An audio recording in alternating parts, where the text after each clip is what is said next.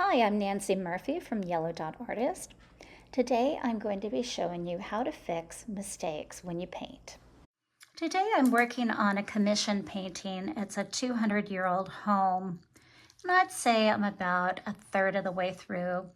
Right now I'm going through and I'm just adding a little bit of the white highlight, but watch what happens. Okay, let's say that I make a mistake and it goes too far. It goes down here and I think, oh no, I just messed it up. You didn't. You have a couple of minutes at least. And then I grab what I call are my scrubber brushes. You can see they're nice and firm. I have that size, and I also have a smaller size, though I don't really like it. I don't think it works as well. Here it is. It's a little more pointed. What you do is you dab it in the water, dab it here.